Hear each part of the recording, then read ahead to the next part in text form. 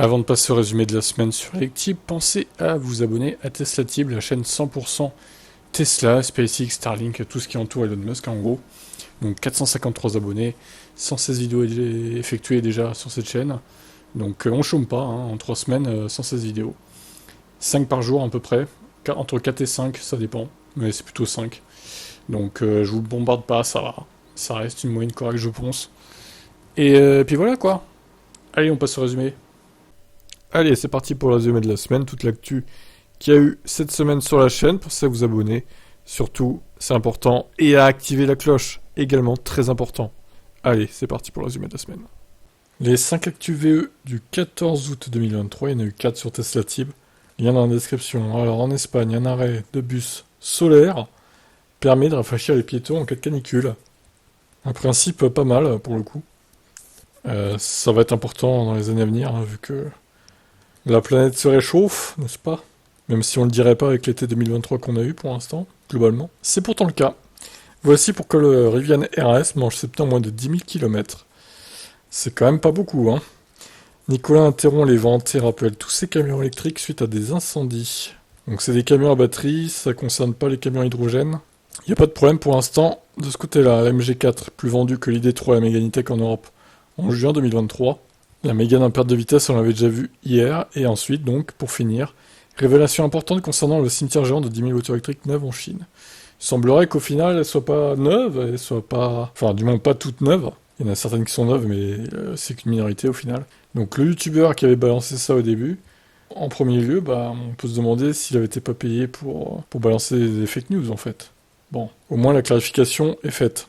À demain. Les 5 actus VE du 15 août 2023. Il y en a eu également 5 sur TeslaTib et pas des petites actus, hein. Je vous laisse aller voir ça, le lien est dans la description. Alors justement, on a appris qu'il y a des modèles S et X Standard Range qui vont apparaître, et Tesla va brider leur batterie de plus de 20% apparemment, avec une petite ristourne de 10 000 $, rien que ça. Lucid Air Saphir, plus puissante qu'une Model S Plaid, mais aussi bien plus chère. La Kia EV5 se dévoile en avant-première, avant l'heure du coup. Des photos, des dimensions assez grosses au final, plus gros qu'un Niro. En attendant évidemment d'avoir le prix en France, vous tiendrez au courant. Tata Motors, 4 nouveaux véhicules électriques en préparation pour la marque indienne. À voir également s'ils s'implanteront en Europe ou pas. Et enfin, VinFast VF8, une autonomie EPA toujours aussi mauvaise avec ce nouveau modèle. Décidément, VinFast ne rime pas avec efficience. Pour 82 kWh, 330 km à peine d'autonomie, c'est quand même pas bon. Allez, à demain pour la suite des événements. Ciao. Alors, les 5 actus VE du 16 août 2023 sur Electib, il y en a eu 5 également sur TeslaTib. Lien dans la description. Abonnez-vous, c'est important. Alors, le Kona, le nouveau Kona, plus de 500 km de LTP. Attention, ça sera des roues 17 pouces avec cette autonomie, sinon on perd 50 à 60 km avec les roues 19 pouces. Il faudra bien choisir. Alors, la bonne nouvelle du jour, c'est Unity et Tesla qui baissent vachement leur prix.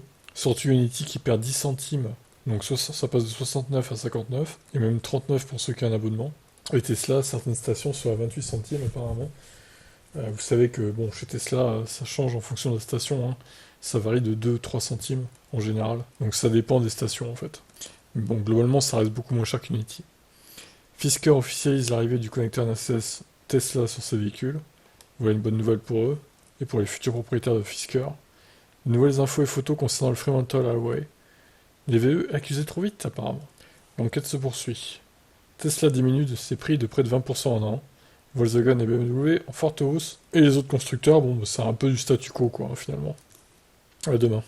Les 5 actus VE du 17 août 2023 sur Electib, il y en a eu 5 autres sur TeslaTib. Le lien dans la description, comme d'habitude, pour vous abonner. On a Catel qui nous ressort une nouvelle batterie révolutionnaire, apparemment. Une batterie LFP, cette fois, qui se recharge très très vite. Ils évoquent 10 minutes pour 400 km CLTC, donc cycle chinois.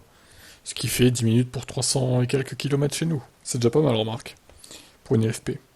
Faraday Future livre enfin son premier véhicule électrique après des années de galère financière. Un véhicule à 300 000 euros, hein, 300 000 $. Finition très très haute, toute option. Donc ils en ont prévu 300. À voir si les 300 seront livrés dans des délais assez raisonnables.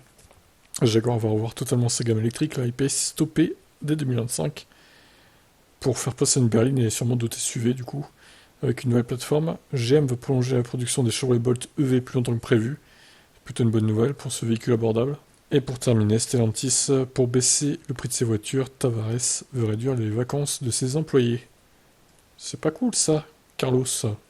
À demain. Les 5 actus VE du 18 août 2023. Alors il y en a eu 5 également sur Tesla Team, il y en a même eu 6, puisque maintenant, toutes les nuits, il y aura une vieille actu Tesla, une archive que je soutirerai d'Electib, que je mettrai sur Tesla Team du coup. Une par jour, c'est le contrat. Alors après, pendant combien de temps, je ne sais pas, on verra. Mais voilà, pensez à vous abonner à cette chaîne. Donc la Lamborghini Lanzador 100% électrique se dévoile avant l'heure. Je sais pas... je trouve dommage qu'elle soit surélevée, quoi. Enfin, c'est... Pour moi, une Lamborghini, c'est ras le sol, en fait. C'est pas ça, en fait. Ça me choque, moi. Rivian lance une version à double moteur de CR1T et RAS. Une voiture autonome cruise a foncé dans du béton pas encore sec.